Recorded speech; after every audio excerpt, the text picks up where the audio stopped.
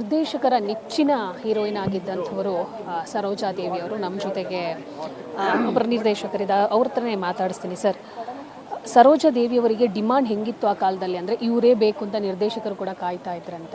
ನೋಡಿ, ಮೂರು ಶಿಫ್ಟ್ ಕೆಲಸ ಮಾಡೋರು ಅವರು.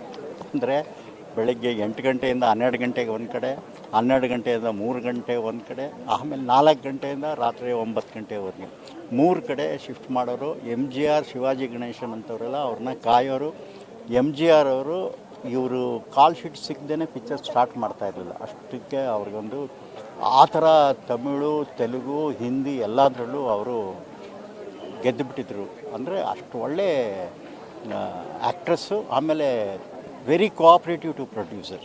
ಸರ್, ಅವರು ಇರ್ತಿದ್ದಂಥ ರೀತಿ ಹೆಂಗಿರ್ತಿತ್ತು? ಅವ್ರು ಯಾವ ರೀತಿ ಇರ್ತಾ ಇದ್ರು ಸೆಟ್ಟಲ್ಲಿ ಆಗಿರ್ಬೋದು, ಆಫ್ ಸ್ಕ್ರೀನ್ ಆಗಿರ್ಬೋದು, ಆನ್ ಸ್ಕ್ರೀನ್ ಆಗಿರ್ಬೋದು, ನೀವು ನೋಡಿದಂತೆ? Very simple. ಅವರು ಆ್ಯಕ್ಟ್ರ್ ಇಡ್ತಾರೆ ಅಂತಲೇ ಗೊತ್ತಾಗ್ತಿರ್ಲಿಲ್ಲ. ಅವರಿಂದ ಯಾವ ಕಂಪ್ಲೇಂಟೇ ಇಲ್ಲ ಇದುವರೆಗೂ. ಯಾವುದೇ ಚಿತ್ರದಾಗಲಿ, ಯಾವುದೇ ನಿರ್ದೇಶಕನ ಜೊತೆಯರಾಗಲಿ ಅವ್ರದ್ದು ಕಂಪ್ಲೇಂಟೇ ಇಲ್ಲ. She was so good and great. And industry ಬಗ್ಗೆ ಆಕೆಗೆ ತುಂಬ ಚೆನ್ನಾಗಿ ಗೊತ್ತಿತ್ತು. ಪ್ರೊಡ್ಯೂಸರ್ ಅಂದ್ರೇನು, ಡೈರೆಕ್ಟರ್ ಅಂದ್ರೇನು, ಕೋ ಆರ್ಟಿಸ್ಟ್ ಅಂದ್ರೇನು, ಅದನ್ನೆಲ್ಲ ಚೆನ್ನಾಗಿ ತಿಳ್ಕೊಂಡು ಶಿ ಯೂಸ್ ಟು ಮ್ಯಾನೇಜ್. ಅಂದರೆ ಅಷ್ಟು ವರ್ಷ ಅಷ್ಟು ಪಿಕ್ಚರ್ ಮಾಡಬೇಕು ಅಂದರೆ ಒಂದು ಚೂರು ಹೆಚ್ಚು ಕಡಿಮೆ ಆದರೂ ಯಾವ ಡೈರೆಕ್ಟ್ರು, ಪ್ರೊಡ್ಯೂಸರು ಹತ್ರ ಹೋಗಲ್ಲ. ಬಟ್ ಅವ್ರಿಗೋಸ್ಕರ ಕಾದು ಪಿಕ್ಚರ್ಗಳು ಮಾಡೋರು. ಸರ್, ಅವರು ಸಮಯಕ್ಕೆ ಕೊಡ್ತಾ ಇದ್ದಂಥ ವ್ಯಾಲ್ಯೂ ಆಗಿರ್ಬೋದು, ಅದು ಹೆಂಗೆ ನಿಭಾಯಿಸ್ತಾ ಇದ್ರು ನಿಮಗೆ ಗೊತ್ತಿದ್ದಂಗೆ? ನನಗೆ ಗೊತ್ತಿದ್ದಂಗೆ ಅವ್ರು ಆನ್ ಟೈಮ್, ಯಾವತ್ತೂ ಅವರು ಲೇಟಾಗಿ ಹೋಗೋದಾಗಲಿ, ಡಿಮ್ಯಾಂಡ್ ಮಾಡೋದಾಗಲಿ, ಅವ್ರ ಹತ್ರ ಇಂಪಾಲ ಕಾರ್ ಇದ್ರೂ ಅವರು ಅದನ್ನು ದೂರ ಇಟ್ಟು ಪ್ರೊಡಕ್ಷನ್ ಕಾರ್ಲೇ ಬಂದು ಹೋಗ್ತಿದ್ರು ಅಂತ ನನಗೆ ಯಾರೋ ಹೇಳಿದ್ರು. ಅಂದರೆ ಅಷ್ಟು ಸಿಂಪಲ್ ಅದು. ಯಾವಾಗ ರೀಸೆಂಟಾಗಿ ಭೇಟಿ ಆಗಿದ್ರು? ಮಾತಾಡ್ಸಿ. 6 ತಿಂಗಳಿಂದ ನಾನು ಅವ್ರಿಗೆ ಒಂದು ಪುಸ್ತಕ ಬರೀರಿ, ನಿಮ್ಮದೆಲ್ಲ ಅನುಭವ, ಯಾರ್ಯಾರ್ದೋ ಪುಸ್ತಕಗಳು ಬರ್ತಾಯಿದೆ, ನೀವು ಇಷ್ಟೊಂದು ಪಿಕ್ಚರ್ಗಳು ಮಾಡಿದ್ದೀರಾ, ಇಷ್ಟು ಅನುಭವ ಇದೆ ಅಂತ. ಅಯ್ಯೋ, ನನಗೆ ಬರೆಯೋಕ್ಕೆ ಬರೋಲ್ಲ ಬಾಬು, ನಾನೇ ಬರಿತೀನಿ, ನೀವು ಹೇಳ್ತಾ ಹೋಗಿ, ನಾನು ರೆಕಾರ್ಡಲ್ಲಿ ಕ್ಯಾಸೆಟಲ್ಲಿ ರೆಕಾರ್ಡ್ ಮಾಡ್ಕೊಂಡು ಸರಿ ಹೇಳ್ತೀನಿ ತಾಳು ಅಂದರು. ಅಷ್ಟರಲ್ಲಿ ಆಗಲಿಲ್ಲ. ಸರ್, ಕನ್ನಡದಲ್ಲಿ ಅಣ್ಣವ್ರ ಜೊತೆ ಮಾಡಿದ್ದಾರೆ, ಬಟ್ ಚತುರ್ಭಾಷಾ ಕಲಾವಿದೆ ಅಂದಾಗ ಪರಭಾಷೆಯಲ್ಲೂ ಅಷ್ಟೇ ಡಿಮ್ಯಾಂಡ್ ಕ್ರಿಯೇಟ್ ಮಾಡೋದು ಅಷ್ಟು ಈಸಿ ಅಲ್ಲ. ಬಟ್ ಅಲ್ಲಿ ಇಟ್ಕೊಂಡಂಥ ನಂಟು ಅಲ್ಲ, she was the top most actress, not only in Kannada, Tamil, Telugu, ಹಿಂದಿನಲ್ಲಿ ಕಾಯೋರು ಅವ್ರಿಗೆ. ನನಗೆ ಚೆನ್ನಾಗಿ ಗೊತ್ತಿದ್ದ ಶಮ್ಮಿ ಕಪೂರ್ ಅವರೆಲ್ಲ they used to wait for her dates. ಅವರು 3 ಶಿಫ್ಟ್ ಕೆಲಸ ಮಾಡ್ತಿದ್ರು ಮಡ್ರಾಸಲ್ಲಿ. ಈಗ ಸಿನಿಮಾ ವಿಚಾರಕ್ಕೆ ಬರೋದು, ಈಗಿನ ನಟರಿಗೆ ಅವ್ರು ಯಾವ ಥರ ಮಾದರಿ ಆಗಿರ್ತಾರೆ? ಅಲ್ಲ, ಕಲ್ತ್ಕೋಬೇಕು. ಯಾಕಂದರೆ ಅವರು ಅಷ್ಟು ದಿವಸ ಒಂದು ಅನ್ಕಾಂಕರ್ಡ್ ಕ್ವೀನ್ ಆಗಿದ್ದರು. ಅವ್ರನ್ನ ಯಾರು ಕಾಂಕರೇ ಮಾಡೋಕ್ಕಾಗಿರಲಿಲ್ಲ.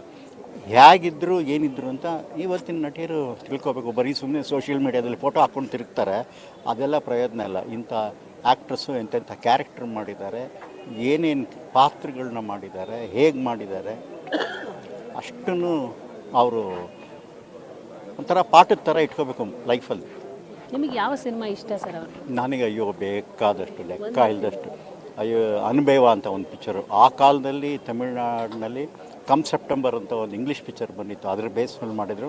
ಆಮೇಲೆ ಪುದಿಯ ಪರವೆ ಅಂತ ಒಂದು ಪಿಕ್ಚರ್, ಒಂದು ಸಸ್ಪೆನ್ಸ್ ಪಿಕ್ಚರ್. ಅದು ಅವರು MR ರಾಧಾ, ಶಿವಾಜಿ ಗಣೇಶನ್, ಸಾವುಕಾರ ಜಾನಕಿಯೆಲ್ಲ ಮಾಡಿದ್ರು. ಅದೆಲ್ಲ ಇವತ್ತಿಗೂ ಯಾರು ಟಚ್ ಮಾಡದೇ ಇರೋವಂಥ ಕ್ಯಾರೆಕ್ಟರ್. ನಮ್ಮ ಕಿತ್ತೂರು ಚೆನ್ನಮ್ಮ ಒಂದು ಎಕ್ಸ್ಟ್ರಾರ್ಡ್ನರಿ. ಇವತ್ತು ಯಾರು ಕಿತ್ತೂರು ಚೆನ್ನಮ್ಮನಿಗೆ ಸರಿಯಾಗಿ ಮಾಡೋಕ್ಕೆ ಯಾರೂ ಇಲ್ಲ. ಇವತ್ತು ಆ ಚಿತ್ರಣ ತೆಗಿಯೋಕ್ಕಾಗಲ್ಲ. ಇವತ್ತು ನಟಿಯರ ಮುಖ ನೋಡಿದ್ರೆ ಕಿತ್ತೂರು ಚೆನ್ನಮ್ಮ ಮನಸ್ಸು ಮಾಡೋಕ್ಕೆ ಬರೋಲ್ಲ. ಅದು ಸರೋಜಾ ದೇವಿಯವರು ಒಬ್ಬರೇ ಉಳ್ಕೊಂಡಿರ್ತಾರೆ. ಕೊನೆಯದಾಗಿ, ಕನ್ನಡ ಚಿತ್ರರಂಗದ ಕಳಶ ಅಂತ ಇದ್ದಂಥ ಮತ್ತೊಬ್ಬರು ನಟಿಯರ ಅಗಲಿರೋದು. ಕಳಶ, ಇನ್ನೊಂದು ಕಳಶ ಬರೋಕ್ಕೆ ಸಾಧ್ಯ ಇಲ್ಲ, ಅಷ್ಟೇ. ದಿ ಎಂಡ್ ಅಂತ ಹೇಳ್ಬೋದು ಅಷ್ಟೇ. ಈ ಥರ ಆ್ಯಕ್ಟ್ರೆಸ್ ತುಂಬ ಕಷ್ಟ. ಎಲ್ಲೋ ಈ ಯುಗ ಪುರುಷ ಅಂತೀವಲ್ಲ ನಾವು, ಆ ಥರ ಎಲ್ಲೋ ಒಂದು ಯುಗಕ್ಕೆ ಹುಟ್ಟುತ್ತಾರೆ.